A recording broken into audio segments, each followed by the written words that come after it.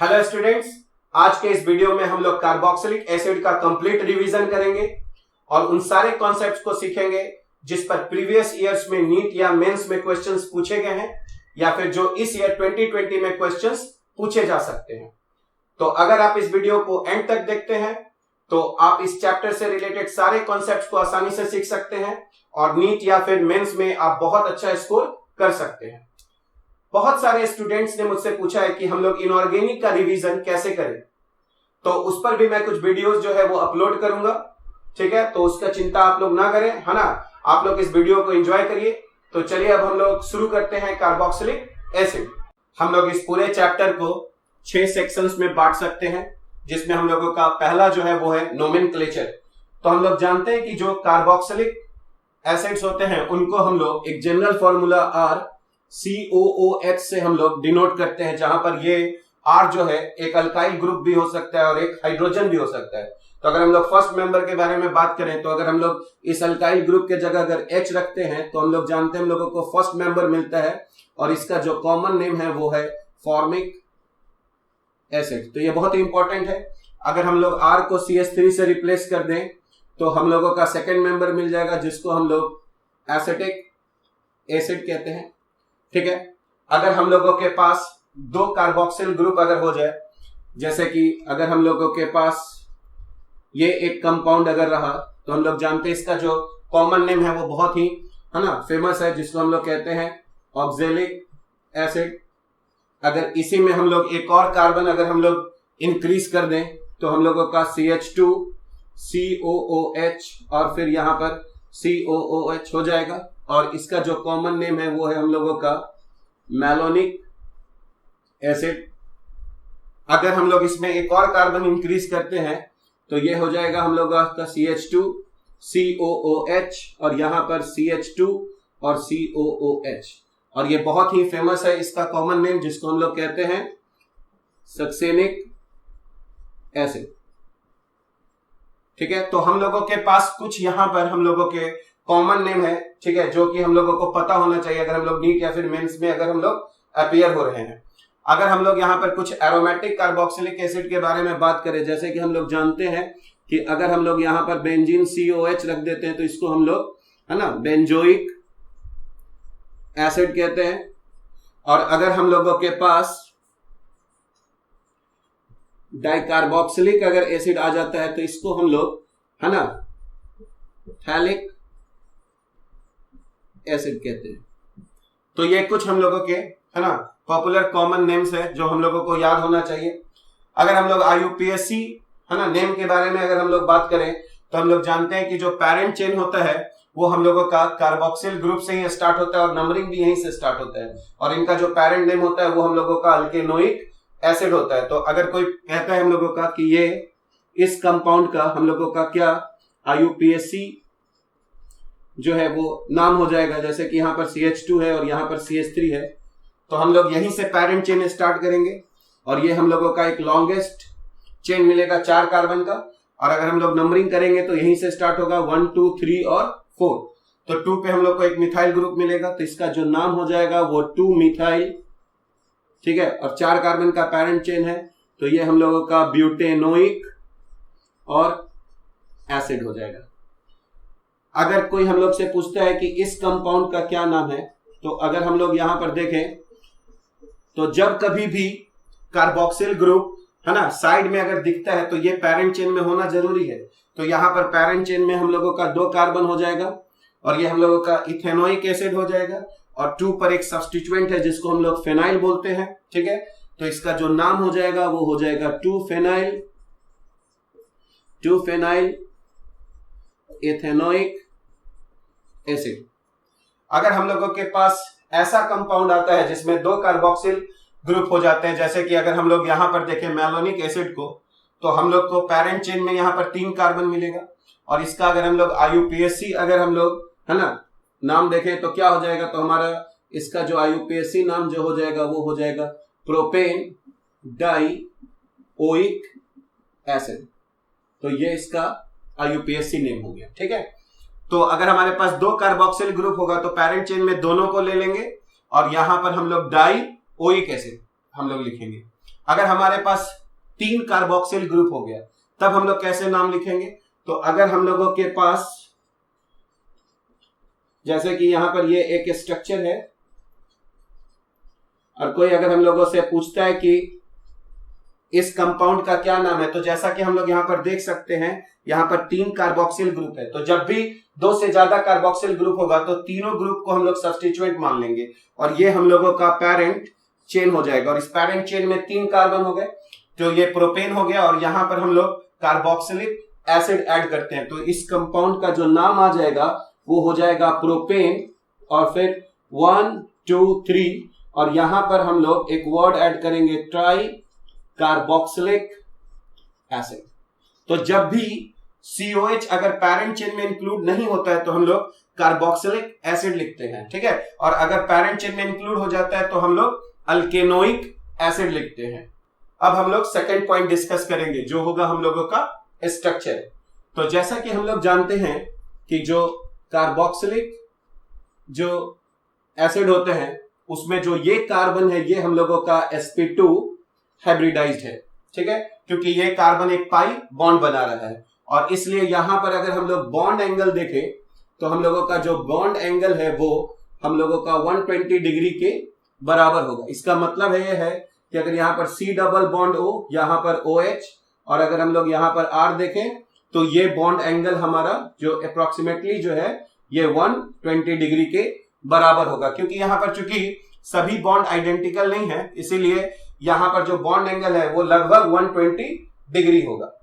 हम लोग जानते हैं कि चूंकि ऑक्सीजन ज्यादा इलेक्ट्रोनेगेटिव होता है तो इस बॉन्ड के जो इलेक्ट्रॉन्स हैं वो ऑक्सीजन की तरफ ज्यादा जो है वो पोलराइज होंगे, तो यहाँ पर ऑक्सीजन पर डेल्टा माइनस है और इस कार्बन पर डेल्टा प्लस आएगा।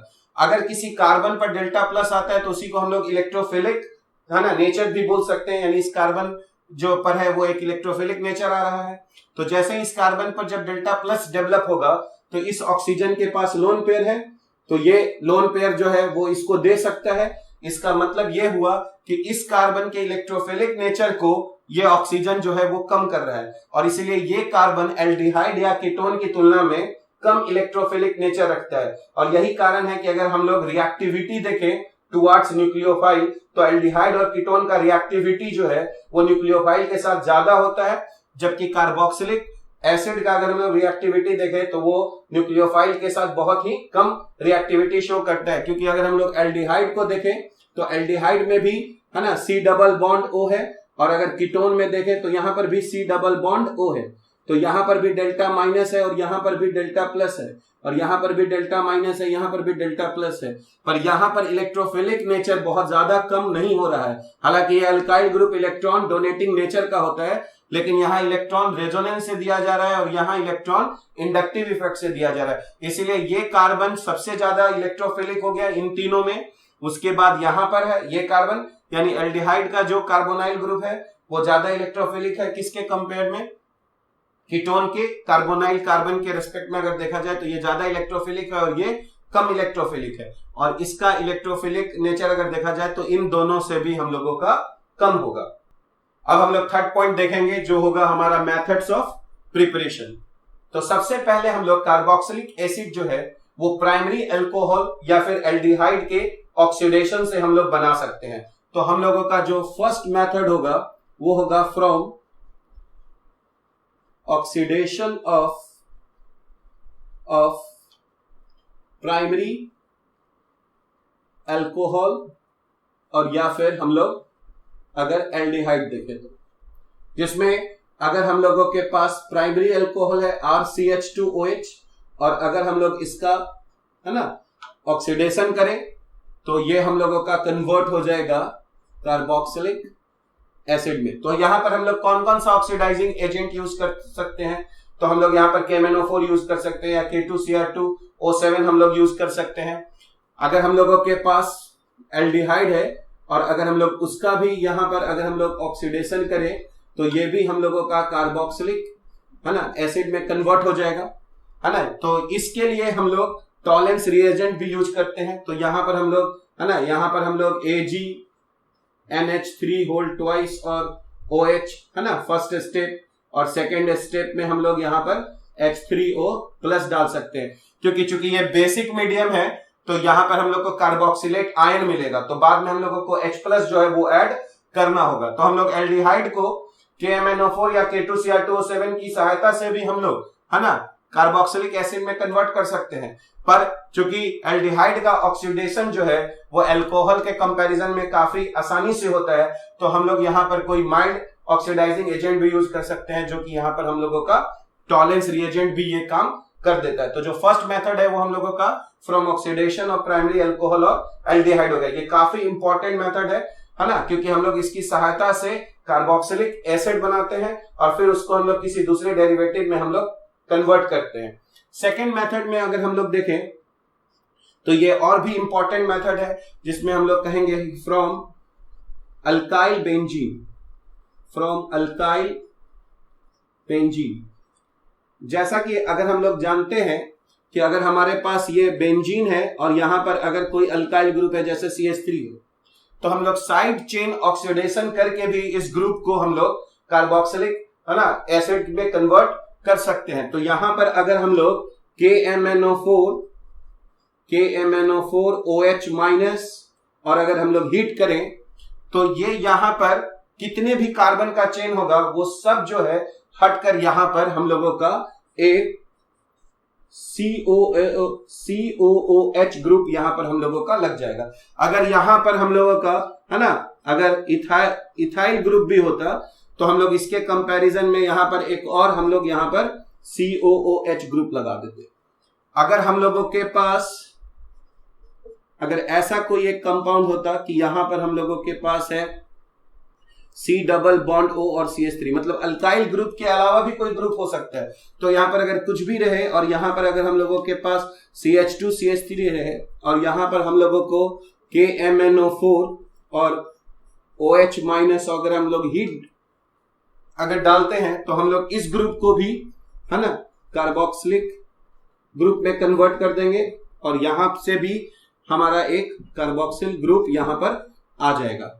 तो जैसा कि हम लोग यहां पर देख रहे हैं कि अगर साइड चेन में अल्काइल ग्रुप रहेगा तो वो भी कन्वर्ट हो जाएगा कार्बोक्सिल ग्रुप में, और या फिर साइड चेन में कोई एल्डिहाइड या कीटोन रहेगा तो वो भी कन्वर्ट हो जाएगा। बस इसमें यह बात ध्यान देना है कि अगर हमारा ये अल्काइल ग्रुप है तो ये इसके पास कम से कम एक हाइड्रोजन होना चाहिए, या अल्काइल ग्रुप। तो आप कहेंगे यहां पे तो नहीं है हाइड्रोजन, तो ये अल्काइल ग्रुप भी नहीं है, तो ये कीटो ग्रुप है। तो अगर कीटो ग्रुप हो, एल्डिहाइड ग्रुप हो, तो यहां पर कोई हाइड्रोजन होने की जरूरत नहीं है। लेकिन अगर ये अल्काइल ग्रुप होगा तो यहां पर कम से कम एक हाइड्रोजन होना चाहिए। अगर यानी हम यहां पे कोई टर्शियरी अल्काइल ग्रुप अगर लगा देंगे तो उसका हम लोग ऑक्सीडेशन नहीं कर पाएंगे। जैसे कि अगर हम लोग यहां पर एक एग्जांपल ले कि अगर हमारे पास यहां पर बेंजीन है और यहां पर अगर हम लोग CH3, है ना, CH3 और यहां पर अगर हम लोग CH3 लें तो ये हम लोगों का, है ना, ऑक्सीडेशन में नहीं जाएगा, क्योंकि यहां पर हम लोगों के पास एक हाइड्रोजन नहीं है। अब हम लोग थर्ड मेथड ऑफ अगर प्रिपरेशन देखें तो ये होगा from Grignard reagent. Grignard reagent को हम लोग RMgX बोलते हैं एंड CO2, यानी अगर हम लोग ग्रिग्नार्ड रिएजेंट और CO2 की सहायता से भी हम लोग कार्बोक्सिलिक एसिड बना सकते हैं। तो अगर हम लोगों के पास RMgX है और CO2 हम लोग जानते हैं C डबल बॉन्ड O और डबल बॉन्ड O होता है, ठीक है। तो यहां से RMgX R- देता है, तो ये R- जो है हम लोग सोच सकते हैं ये इस कार्बन पर अटैक करेगा और इस डबल बॉन्ड को ऑक्सीजन की तरफ, है ना, ये यहां पर, है ना, खोल देगा, तो ये यहां से बन जाएगा R, यहां पर C डबल बॉन्ड O और O-, और फिर यहां पर हम लोगों को H3O+ लेकर ये कार्बोक्सिलिक एसिड में कन्वर्ट हो जाएगा। यानी हम लोग ग्रिग्नार्ड और CO2 की सहायता से हम लोग कार्बोक्सिलिक एसिड बना सकते हैं। तो अगर हम लोग इसको देखें एक और एग्जांपल यहां पर, जैसे कि अगर हमारे पास यहां पर PHMgBr है और अगर हम लोग इसका रिएक्शन फर्स्ट स्टेप CO2 और सेकेंड स्टेप अगर हम लोग H3O+ लेंगे तो हम लोग क्या करेंगे, यहां से पूरा MgBr हटा देंगे और यहां पर जो अल्काइल ग्रुप जो कि यहां पर हम लोगों का बेंजीन है, यहां पर हम लोग जोड़ देंगे COOH, तो ये हम लोगों का बेंजोइक एसिड बन जाएगा। तो ये हम लोगों का थर्ड मेथड ऑफ प्रिपरेशन हो गया। अगर हम लोग फोर्थ मेथड देखें तो वो होगा फ्रॉम हाइड्रोलाइसिस ऑफ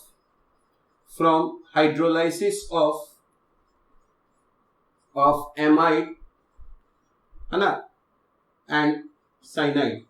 तो हम लोग एमाइड या फिर साइनाइड का हाइड्रोलाइसिस अगर करेंगे तो वहां से भी हम लोगों को कार्बोक्सिलिक एसिड मिलता है। जैसे हम लोग जानते हैं, है ना, एमाइड जो है वो R≡C और NH2, ये हम लोगों का, है ना, प्राइमरी एमाइड है।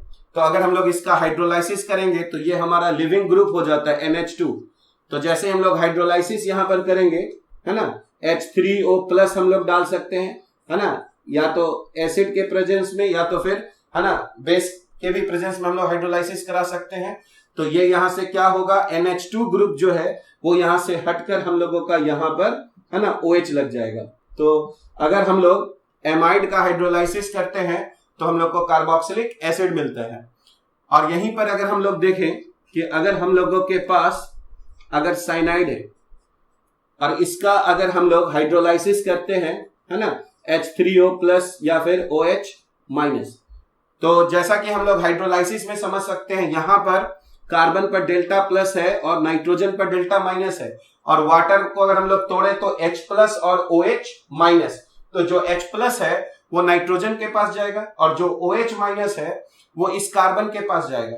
तो हम लोग के पास यहाँ पर दो, पहले तो पाई बॉन्ड है, तो जैसे ही हम लोग 2 बार इसको तोड़ेंगे तो ये हो जाएगा R, यहां पर C, यहां पर 2 बार OH लग जाएगा और यहां पर 2 बार H लग जाएगा।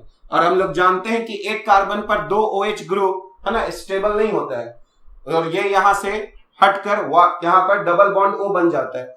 तो तुरंत ये हम लोगों का जो कन्वर्ट हो जाएगा वो हो जाएगा R≡C≡O और NH2। तो ये हमारा यहां पर एमाइड बन जाएगा। तो अगर हम लोग यहां पर पार्शियल हाइड्रोलाइसिस करेंगे साइनाइड का तो एमाइड बनेगा, और अगर हम लोग इस पर फिर से अगर हम लोग इसका हाइड्रोलाइसिस कर दें, है ना, इसका अगर हम लोग हाइड्रोलाइसिस कर दें तो ये हम लोगों का फिर से, अभी हम लोगों ने देखा कि NH2 ग्रुप हटकर यहां पर C≡O और OH बन जाएगा। तो अगर एग्जाम में ऐसा लिखा हो कि साइनाइड का हम लोग हाइड्रोलाइसिस कर रहे हैं पार्शियली, तो हम लोग एमाइड बनाएंगे। और अगर कुछ नहीं दिया हुआ है और साइनाइड पर सिर्फ हम लोगों का यहां पर H3O+ दिया हुआ है, तो बस क्या करना है, हम लोगों को इस तीनों बॉन्ड को तोड़ देना है और सोचना है यहां पर 3 बार H लगेगा तो अमोनिया बन गया, और यहां पर 3 बार OH, जिसमें से 2 OH मिलकर C≡O बना लेगा। तो ये हमारा कन्वर्ट हो जाएगा R≡C≡O और यहां पर OH। तो सिर्फ H3O+ डालेगा तो कार्बोक्सिलिक एसिड बनाएंगे, और अगर पार्शियली कहेगा तो हम लोग पहले एमाइड बनाएंगे।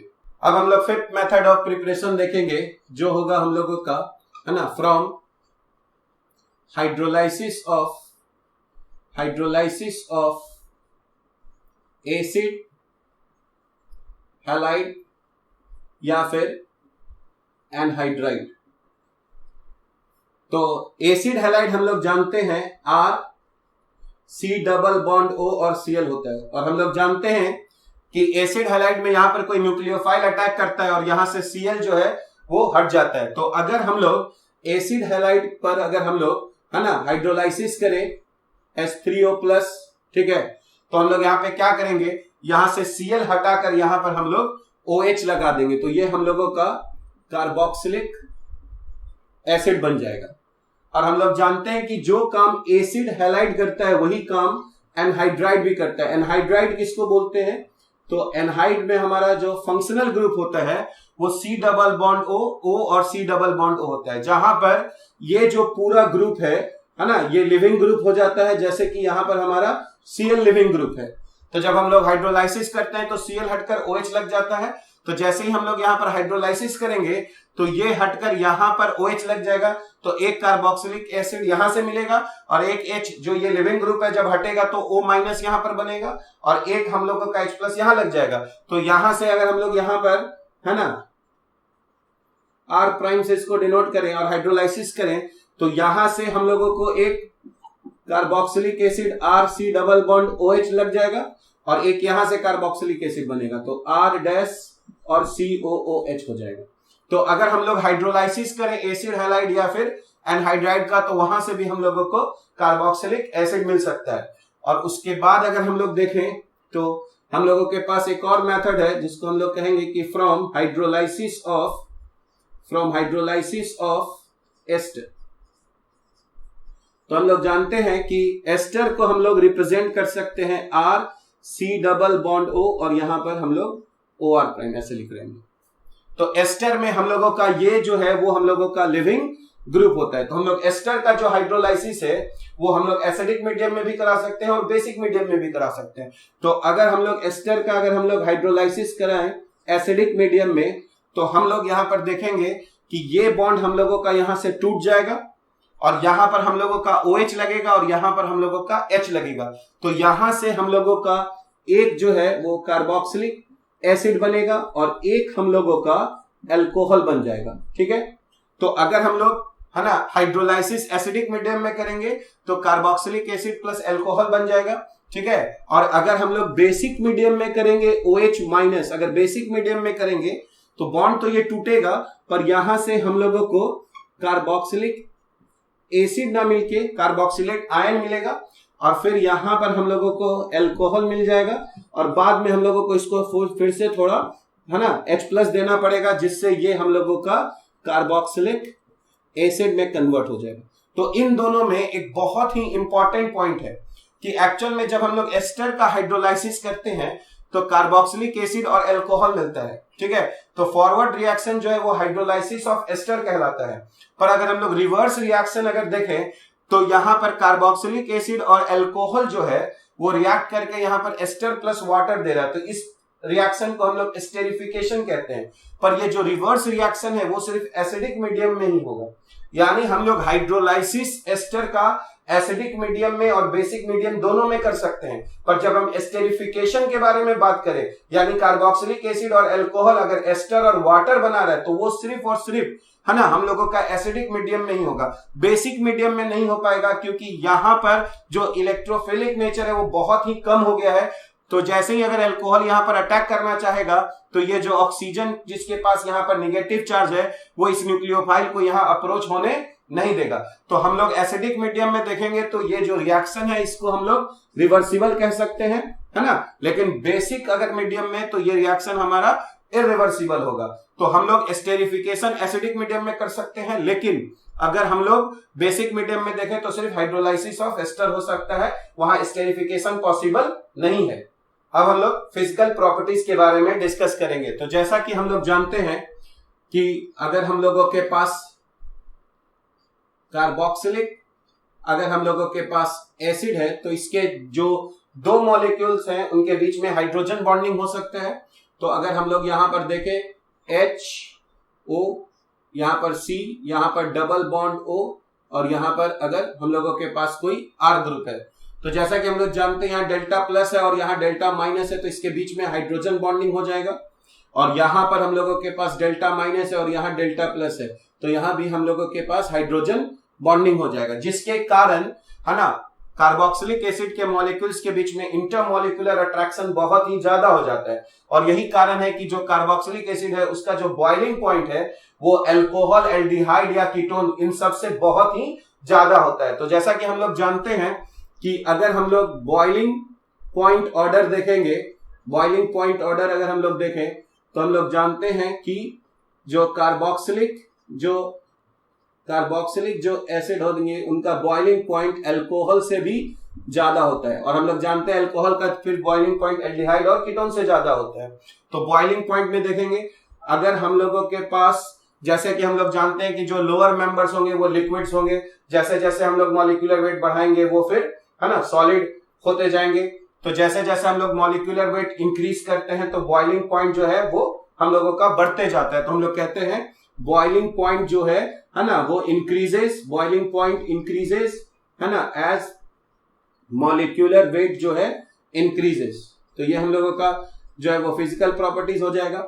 दूसरा, अगर हम लोग सॉल्युबिलिटी देखें तो जिस तरह से कार्बोक्सिलिक एसिड आपस में हाइड्रोजन बॉन्डिंग कर सकते हैं, उसी तरह से कार्बोक्सिलिक एसिड जो है वो वाटर के साथ भी हाइड्रोजन बॉन्डिंग कर सकते हैं। और यही कारण है कि जो लोअर मेंबर्स होते हैं वो वाटर में कंप्लीटली सॉल्युबल होते हैं। पर जैसे जैसे हम लोग ये R पार्ट को बढ़ाते जाएंगे, जैसे जैसे मॉलिक्यूलर वेट बढ़ता जाएगा, ये हाइड्रोफोबिक पार्ट होता है तो बढ़ते जाएगा, जिससे सॉल्युबिलिटी जो है वो फिर हमारा कम होना शुरू हो जाता है। तो हम लोग कह सकते हैं कि यहाँ पर है ना सॉल्युबिलिटी जो है, सॉल्युबिलिटी हम लोग कह सकते हैं डिक्रीजेस solubility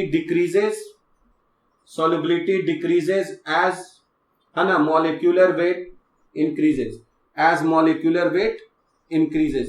तो अगर solubility हम लोग देखें, है ना, तो कार्बोक्सिलिक एसिड का जैसे जैसे मॉलिक्यूलर वेट बढ़ेगा वैसे वैसे उसका जो सॉल्युबिलिटी है वो हम लोगों का डाउन होते जाएगा. अब हम लोग केमिकल प्रॉपर्टीज के बारे में डिस्कस करेंगे. तो अगर हम लोग केमिकल प्रॉपर्टीज देखें कार्बोक्सिलिक एसिड का, तो जैसा कि हम लोग जानते हैं कि कार्बोक्सिलिक एसिड में जो फंक्शनल ग्रुप होता है वो हम लोगों का, है ना, R C double bond O और H होता है. ठीक है.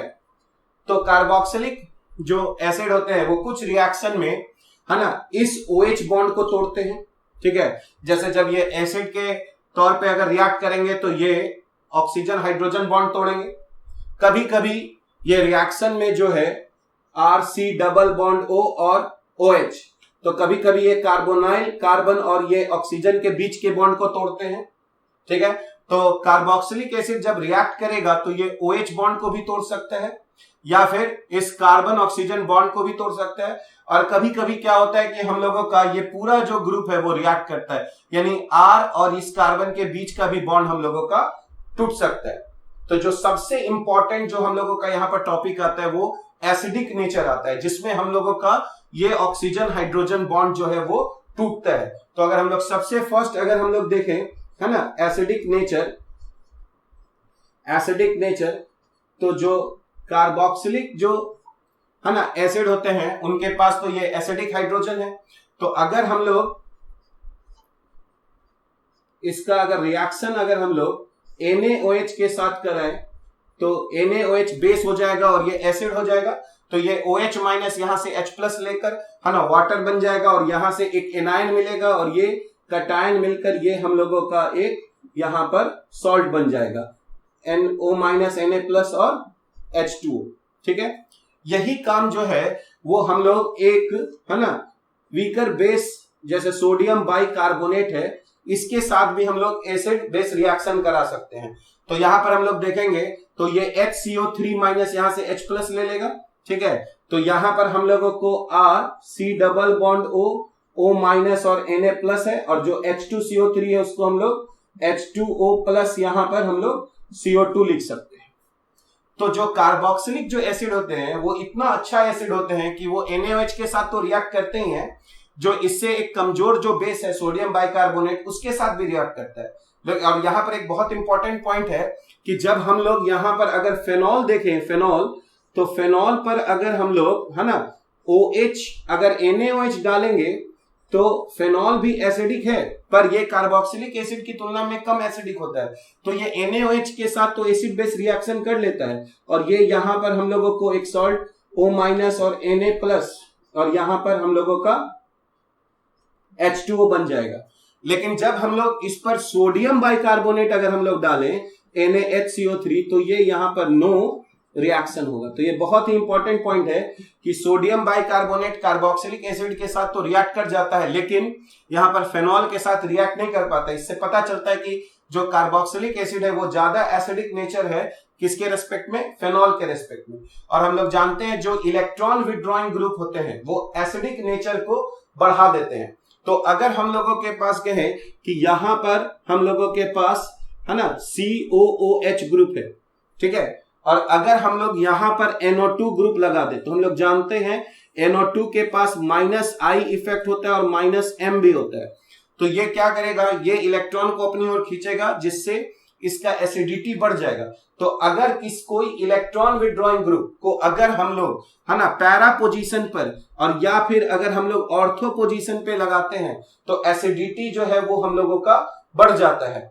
यहां पर एक बहुत इंपॉर्टेंट पॉइंट है कि देखा गया कि अगर हम लोग ऑर्थो पोजीशन पे किसी भी ग्रुप को लगा दें, ऑर्थो पोजीशन पर अगर हम लोग किसी भी ग्रुप को लगा दें, जैसे कि यहां पर हम लोगों के पास COOH है और यहां पर ग्रुप G है, कोई भी ग्रुप चाहे वो इलेक्ट्रॉन डोनेटिंग नेचर का हो या इलेक्ट्रॉन विड्रॉइंग नेचर का हो, तो अगर हम लोग यहां पर G लगा दे तो इसका एसिडिटी जो है वो, है ना, बेंजोइक एसिड से हमेशा ज्यादा होता है. और इसी चीज को हम लोग ऑर्थो इफेक्ट कहते हैं.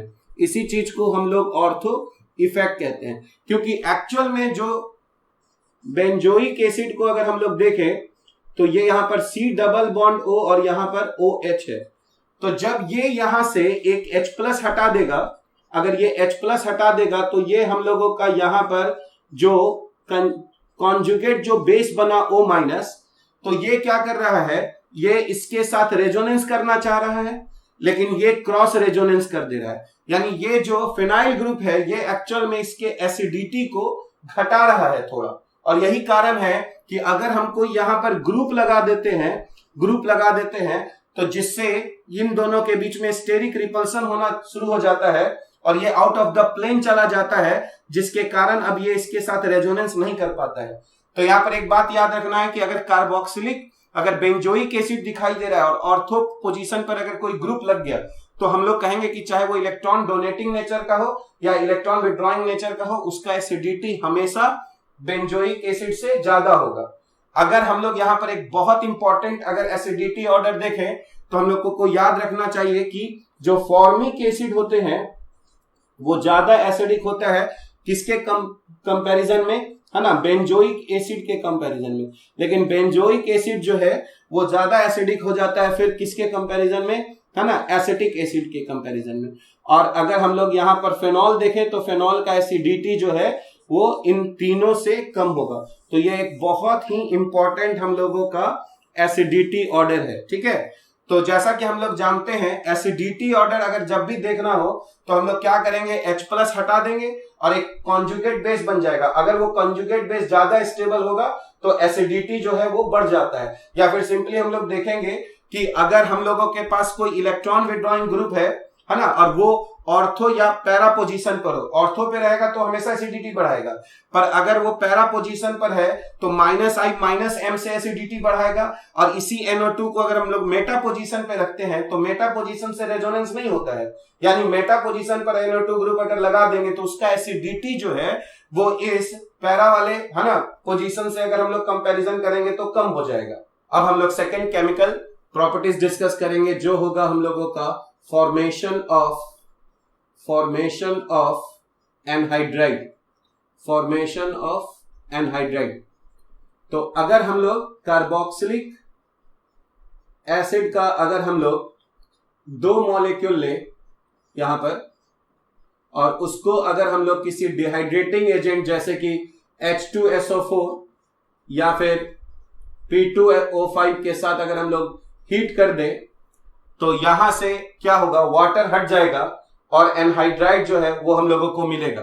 तो यहां से हम लोग अगर देखें तो OH हटेगा और यहां से H, ठीक है। और ये हटकर अगर हम लोग देखें तो फाइनल प्रोडक्ट जो है वो हम लोगों का यहां पर एसिड एनहाइड्राइड मिलेगा। तो ये हम लोगों का एसिड एनहाइड्राइड हो गया।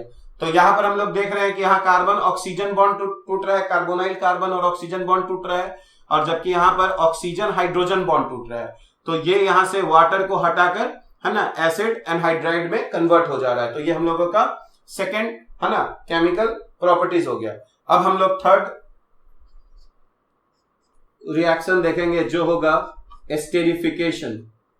तो एस्टेरिफिकेशन में क्या होता है, तो जैसा कि अभी हम लोगों ने देखा था कि हम लोगों के पास एक कार्बोक्सिलिक एसिड होगा और इसका रिएक्शन हम लोग अल्कोहल के साथ कराएंगे इन प्रेजेंस ऑफ एसिड। तो यहां पर क्या होगा कि जो कार्बोक्सिलिक एसिड होगा वहां से OH हटेगा और अल्कोहल से H हटेगा, यानी यहां से भी हम लोगों को जो वाटर है वो यहां से रिमूव होगा और हम लोगों को यहां से जो प्रोडक्ट बनेगा वो हम लोगों का एस्टर आ जाएगा। तो इसी को हम लोग एस्टेरिफिकेशन कहते हैं। और अगर हम लोग एस्टेरिफिकेशन का जब हम लोग अगर रिवर्स रिएक्शन बोलते हैं तो उसको हम लोग हाइड्रोलाइसिस ऑफ एस्टर कहते हैं। तो ये हम लोगों का थर्ड हो गया एस्टेरिफिकेशन। अब हम लोग फोर्थ रिएक्शन देखेंगे जो होगा रिएक्शन विथ PCl3, PCl5 या फिर हम लोगों का SOCl2। तो अगर हम लोगों के पास कार्बोक्सिलिक एसिड है और अगर हम लोग इस तीनों में से कोई भी यहां पर डालें, हम लोग ज्यादा यूज SOCl2 करते हैं क्योंकि जो अदर प्रोडक्ट्स होते हैं वो गैसेस होते हैं जो आसानी से बाहर निकल जाता है। तो अगर हम लोग यहाँ पर SOCl2 अगर हम लोग डालेंगे तो हम लोगों का R, यहाँ पर C डबल बॉन्ड O और यहाँ पर Cl, यानी OH ग्रुप हटकर हम लोगों का Cl लग जाएगा और ये जो कार्बोक्सिलिक जो एसिड है वो कन्वर्ट हो जाएगा एसिड हैलाइड में। तो ये रिएक्शन बहुत इंपॉर्टेंट है क्योंकि एसिड हैलाइड से हम लोग बहुत सारा रिएक्शन हम लोग कराते हैं। जैसे कि अगर हम लोगों के पास एसिड अगर हैलाइड है तो हम लोग यहाँ पर है ना रोजेनमंड रिडक्शन भी कराते हैं, यानी हाइड्रोजन और PD अगर हम लोग BaSO4 डाल देंगे तो ये हम लोगों का कन्वर्ट हो जाएगा यहाँ एल्डिहाइड में, ठीक है।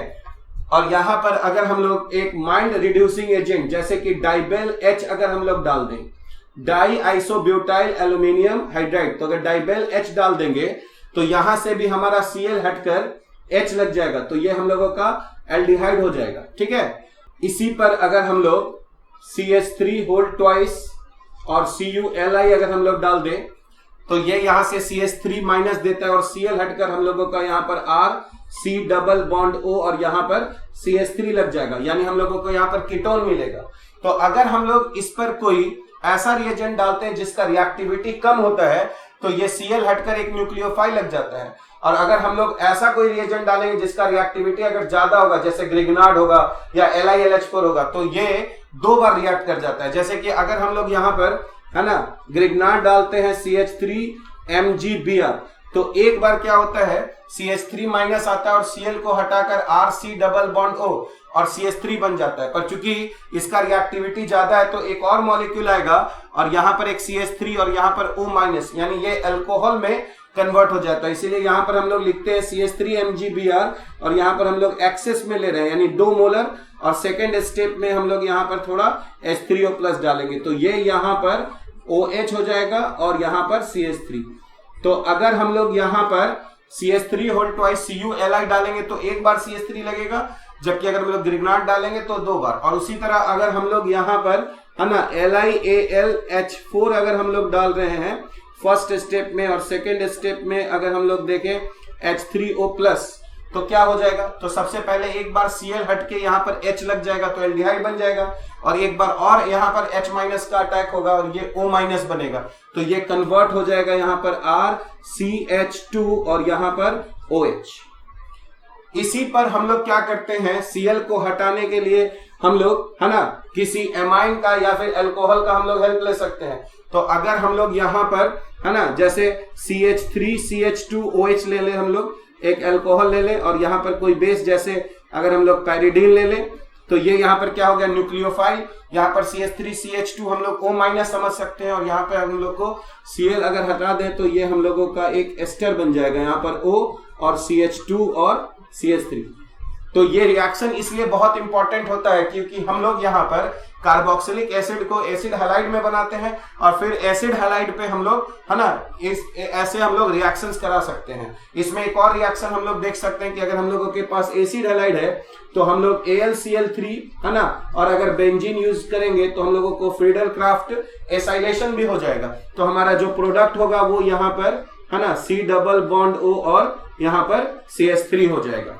अब अगर हम लोग नेक्स्ट रिएक्शन देखें है ना रिएक्शन विथ अमोनिया, तो ये भी बहुत ही इंपॉर्टेंट रिएक्शन है कंपटीशन पॉइंट ऑफ व्यू से, क्योंकि अगर हम लोगों के पास है ना कार्बोक्सिलिक एसिड है RC डबल बॉन्ड OH और अगर हम लोग इसका रिएक्शन कराते हैं अमोनिया के साथ तो सबसे पहले ये एसिड बेस रिएक्शन हो जाएगा और यहां से हम लोगों को एक सॉल्ट मिलेगा RC double bond O minus और NH4 प्लस।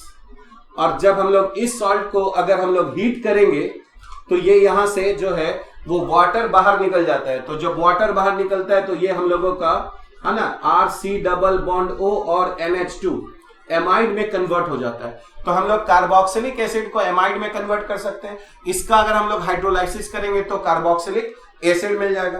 तो कार्बोक्सिलिक एसिड जो अमोनिया के साथ रिएक्ट करता है तो हम लोगों को एमाइड बनता है। अब इस एमाइड का जो है वो बहुत इंपॉर्टेंट रिएक्शंस हम लोग है ना एमाइंस में डिस्कस किए थे, जो है हॉफमैन ब्रोमामाइड डिग्रेडेशन रिएक्शन। अगर हमारे पास ये एमाइड है तो हम लोग इससे साइनाइड भी बना सकते हैं। तो अगर हम लोग यहाँ पर एक डिहाइड्रेटिंग एजेंट P2O5 के साथ अगर हम लोग इसको हीट कर दें तो ये यहाँ से H2O हटा देगा और ये यहाँ पर हम लोगों को RC ट्रिपल बॉन्ड और N हो जाएगा साइनाइड। और अगर हम लोग साइनाइड को हाइड्रोलाइसिस करते हैं तो अभी हम लोगों ने देखा था कि हम लोगों को कार्बोक्सिलिक एसिड मिल जाएगा। तो ये काफी इंपॉर्टेंट है, क्योंकि अगर हम लोग कार्बोक्सिलिक एसिड को अमोनिया के साथ रिएक्ट कराएं तो एक पहले सॉल्ट बनेगा, हीट करेंगे तो एमाइड से हमारा साइनाइड बनेगा, और हम लोग जानते हैं साइनाइड का हाइड्रोलाइसिस करेंगे तो हम लोग कार्बोक्सिलिक एसिड बनेगा। तो ये हम लोगों को है ना काफी इंपॉर्टेंट यहाँ पर हो जाता है कि हम लोग ये समझे कि कैसे हम लोग कार्बोक्सिलिक एसिड को साइनाइड में कन्वर्ट कर सकते हैं, क्योंकि साइनाइड से कार्बोक्सिलिक एसिड कन्वर्ट करना तो बहुत ही आसान होता है। इसी में अगर हम लोग एक क्वेश्चन देखें कि अगर हम लोगों के पास थैलिक एसिड है यहाँ पर COOH और यहाँ पर है COOH, और अगर हम लोग इसका रिएक्शन कराते हैं अमोनिया के साथ तो हम लोग यहाँ पर देखेंगे कि यहाँ पर भी एक सॉल्ट बन जाएगा COO- और NH4 है ना प्लस, और यहाँ पर भी एक सॉल्ट बन जाएगा COO- और NH4 प्लस। अब अगर हम लोग इसको अगर हीट करें तो यहाँ भी हम लोगों को एमाइड बन जाएगा वाटर हटके, और यहाँ पर भी हम लोगों का एमाइड बन जाएगा। तो ये हम लोगों का यहाँ पर C+O और NH2 आ जाएगा, और यहाँ पर हम लोगों का C+O और NH2 हो जाएगा।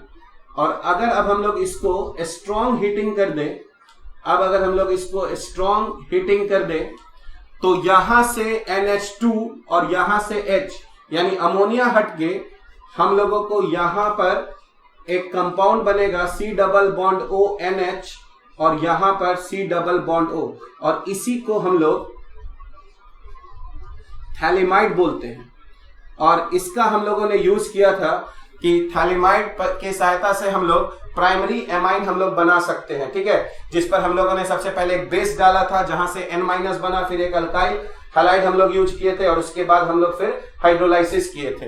तो ये हम लोगों का काफी इंपॉर्टेंट रिएक्शन है। तो जब कभी भी आपको C+ONH2 दो एडजेसेंट पोजीशन पर अगर एमाइड ग्रुप दिखाई दे और अगर हम लोग उसको हीट कर दें तो हम लोग यहां से अमोनिया हटा सकते हैं। उसी तरह अगर यहां पर दो कार्बोक्सिलिक है ना ग्रुप रहता तो और उसको हम लोग स्ट्रॉन्ग हीटिंग करते तो हम लोग उसको वाटर हटाकर है ना एनहाइड्राइड कन्वर्ट कर सकते थे। जैसे कि अगर हम लोगों को क्वेश्चन ऐसा दिया जाए कि हम लोगों के पास यहाँ पर C+O और OH है और यहाँ पर C+O और OH है, और अगर हम लोग इसको क्या करें स्ट्रॉन्ग अगर हम लोग यहाँ पर हीट कर दें तो हम यहाँ से वाटर हटाकर है ना साइक्लिक एनहाइड्राइड बना सकते हैं। तो ये O और यहाँ पर बॉन्ड और यहाँ पर हम लोगों का O लग जाएगा। अब हम लोग दो इंपॉर्टेंट रिएक्शन डिस्कस करेंगे जिसमें हम लोगों का फर्स्ट जो हो जाएगा वो होगा हम लोगों का रिडक्शन।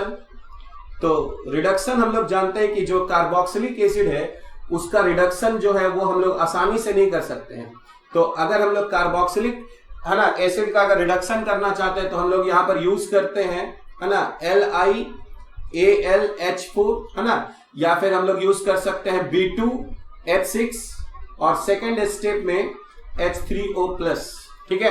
तो यहाँ पर हमारे पास दो रिएजेंट है LiAlH4 या फिर B2H6। तो इसकी सहायता से हम लोग कार्बोक्सिलिक जो एसिड है उसको हम लोग अल्कोहल में कन्वर्ट कर सकते हैं। जैसा कि अभी हम लोगों ने पढ़ा था कि यार हम लोग अल्कोहल को ऑक्सीडेशन करते हैं तो कार्बोक्सिलिक एसिड मिलता है। तो कार्बोक्सिलिक एसिड को अगर हम लोग रिडक्शन करेंगे तो यहाँ पर हम लोगों को अल्कोहल मिलेगा। पर यहाँ पर हम लोग है ना B2H6 और LiLH4 के अलावा है ना ये सब हम लोग यूज नहीं कर सकते हैं, जैसे NaBH4। तो ये हमारा रिएक्शन यहाँ पर नहीं हो पाएगा NaBH4, क्योंकि इसका जो रिड्यूसिंग पावर जो है वो बहुत ही कम है LiLH4 के कंपैरिजन में। एक जो सेकंड रिएक्शन अभी हम लोग डिस्कस करेंगे वो होगा हम लोगों का डी कार्बोक्सिलेशन।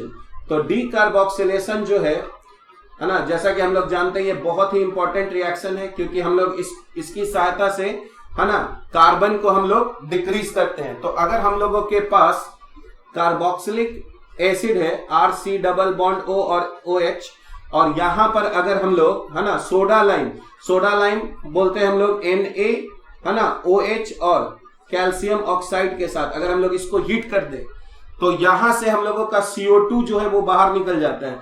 तो हम लोगों का RH और प्लस यहां पर क्या बनता है, क्या निकल जाता है हम लोगों का CO2। तो अगर हम लोग देखें तो यहां पे हम लोगों को एक इंटरमीडिएट बनता है R-। तो ये याद रखना है कि जब हम लोग डीकार्बोक्सिलेशन करते हैं तो ये पूरे COH ग्रुप को हटा के यहाँ पे हम लोग क्या बना रहे हैं R-। तो अगर हम लोग ईज ऑफ डी कार्बोक्सिलेशन अगर देखना है तो हम लोगों को R माइनस का स्टेबिलिटी देखना है। यानी हम लोग अगर देखें तो ईज ऑफ जो डी कार्बोक्सिलेशन होगा, ईज ऑफ डी कार्बोक्सिलेशन जो होगा, है ना, वो हम लोगों का डिपेंड कर जाएगा किस पर, है ना, स्टेबिलिटी ऑफ है ना R माइनस। तो जो कार्बेनियन जितना ज्यादा स्टेबल होगा उसका डीकार्बोक्सिलेशन जो है वो उतना ही हम लोग आसानी से कर सकते हैं। जैसे कि अगर हम लोगों के पास, है ना, बेंजोइक एसिड है और अगर हम लोग इसका डीकार्बोक्सिलेशन करें, है ना, NaOH और CaO के साथ अगर हम लोग इसको, है ना, हीट कर दें तो हम लोग यहां से CO2 हटाकर यहां से हम लोग बेंजीन बना सकते हैं। तो डीकार्बोक्सिलेशन में एक कार्बन जो है वो हम लोगों का कम हो जाता है। और इसी में एक बहुत इंपॉर्टेंट पॉइंट है कि अगर हम लोगों के पास, है ना, अगर बीटा पोजीशन पर अगर हम लोग यहां पर देखें, जैसे यहां पर हम लोगों का ये COH है, तो COH जिस कार्बन से जुड़ा हुआ ये अल्फा कार्बन हो गया और ये हम लोगों का यहां पर बीटा कार्बन हो गया। तो अगर हम लोगों को बीटा पोजीशन पर कोई इलेक्ट्रॉन विड्रॉइंग ग्रुप अगर हम लोगों को दिखाई दे तो जैसे ही हम लोग इसको अगर हीट करेंगे, यहां सोडा लाइम डालने की भी जरूरत नहीं है, तो ये यहां से जो डीकार्बोक्सिलेशन है ये बहुत ही आसानी से हो जाता है। तो यहां से हम तुरंत यहां से CO2 हटा देंगे और ये हम लोगों को यहां से CH3 C double bond O और CH3 मिल जाएगा।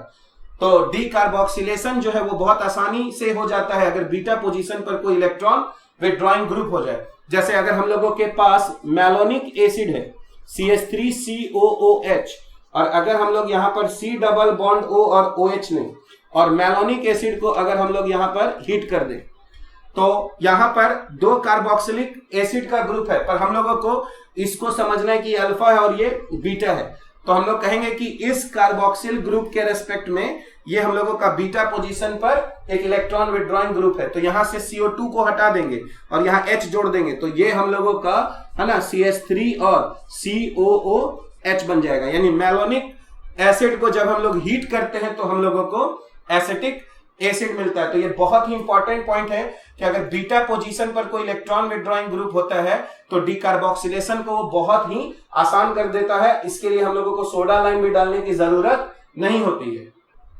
अब हम लोग नेक्स्ट रिएक्शन देखेंगे जो होगा हम लोगों का हेल-वोल्हार्ड जेलेंस्की, जिसको हम लोग HVZ रिएक्शन भी कहते हैं। तो हेल-वोल्हार्ड जेलेंस्की या HVZ रिएक्शन में क्या होता है, तो हम लोगों के पास एक कार्बोक्सिलिक एसिड होता है जिसमें ये हमारा अल्फा पोजीशन होता है और हम लोग यहां पर रिएक्शन कराते हैं, यहां पर, है ना, रेड फास्फोरस और हैलोजन, ठीक है, और सेकेंड स्टेप में हम लोग वाटर डालते हैं। तो हम लोग देखते हैं कि यहां पर क्या होता है कि जो अल्फा पोजीशन है यहां से एक हाइड्रोजन हटके हम लोगों का एक हैलोजन लग जाता है, यहां पर RCHX और ये हमारा हो जाता है COOH। तो अगर ये देखें ये रिएक्शन कैसे होता है, तो सबसे पहले रेड फास्फोरस और X2 मिलके PX3 बना देगा, है ना। जैसे अगर हम लोग यहाँ पर Br2 रखेंगे तो PBr3 बन जाएगा और ये क्या करता है, ये सबसे पहले कन्वर्ट हो जाता है RCH2 और C डबल बॉन्ड O और X में, ठीक है।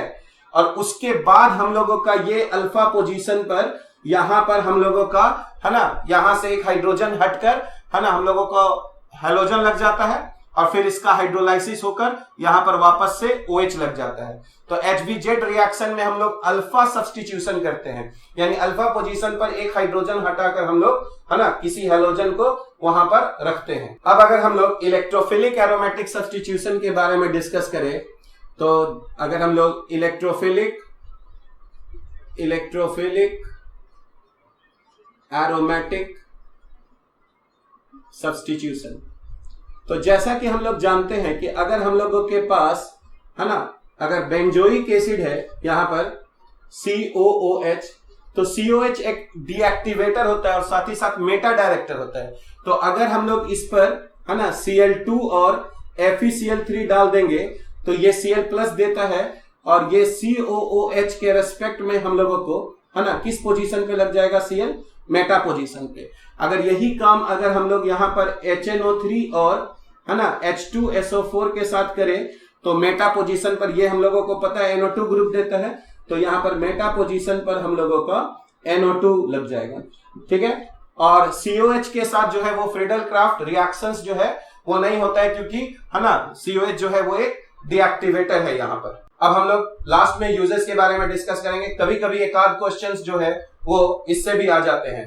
तो जैसा कि हम लोग यहाँ पर देख रहे हैं कि जो हेक्सेन डाइओइक एसिड है उसका हम लोग यूज करते हैं मैन्युफैक्चर ऑफ पॉलीमर नायलॉन 66, और साथ ही साथ अगर हम लोग सोडियम बेंजोएट को देखें तो हम लोग इसको यूज करते हैं एज अ फूड प्रिजर्वेटिव, और अगर हमारे पास हायर फैटी एसिड्स हैं तो इनको यूज करते हैं हम लोग manufacture of soups and detergents में। अगर आपको ये वीडियो पसंद आया हो तो आप जरूर इस वीडियो को लाइक कीजिए, ताकि हम लोग इस सीरीज के लेक्चर्स को हम लोग कंटिन्यू रख सके।